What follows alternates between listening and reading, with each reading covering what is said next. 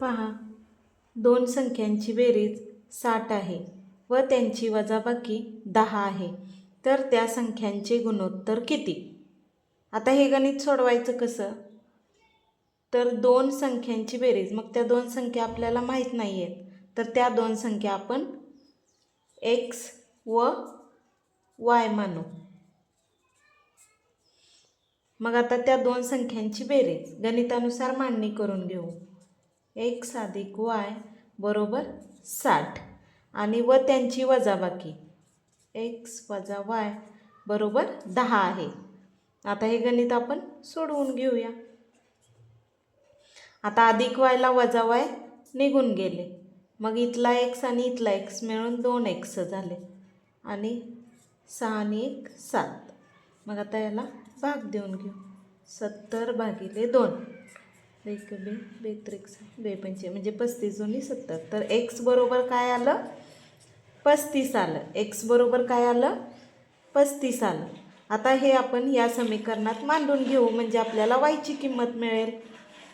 आता x अधिक y बरोबर, तुम्ही याही समीकरणात मांडू शकता, यात पण मांडू शकता. आपण पहिल्या समीकरणात मांडू. बरोबर 60. मग x बरोबर 35 आलेलं आहे आपलं. 35 अधिक y बरोबर 60. तर y बरोबर 60 हे अधिक 35 वजा 35 होतात बरोबर चिन्हाच्या पलीकडे. मग y बरोबर 25. मग आता काय विचारलं आपल्याला? त्या संख्यांचे गुणोत्तर किती? मग एक्सचे वायशी गुणोत्तर किती?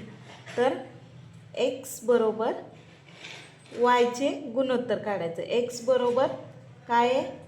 35 आणि y बरोबर 25 आहे.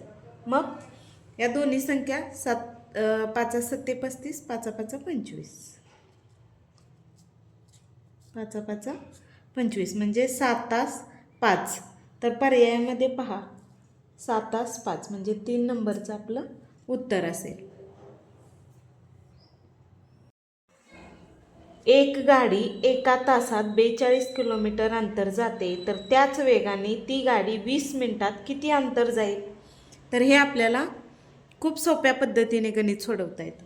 पहा, एक गाडी एका तासात, एक तास किती मिनिटाचा?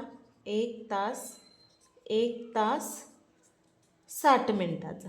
बरोबर, एक तास 60 मिनिटाचा.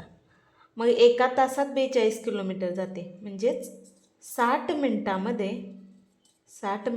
किती जाते? 42 किलोमीटर जाते. तर त्याच वेगाने, वेग तोच आहे, ती गाडी 20 मिनिटात किती अंतर जाईल? तर हे गणित कसं सोडवायचं? एक गाडी 60 मिनिटात 42 किलोमीटर, तर 20 मिनिटात किती किलोमीटर अंतर जाईल? तर आपण आता 20 मिनिटात किती किलोमीटर अंतर जाईल? तर या ठिकाणी तिरकस गुणाकार करून आपण हे गणित सोडवू शकतो. आता पहा, 20 गुणुले 42 छेदस्थानी 60. घे, शून्याला शून्य गेलं, बेक बे बेत्रिक 6, 3 एक किती? 3 चौक 12. म्हणजेच 20 मिनिटात ती गाडी किती अंतर जाईल? तर 14 किलोमीटर. म्हणजेच 14 किलोमीटर एवढे अंतर पार करेल. चॅनलला लाईक अँड सबस्क्राईब करा.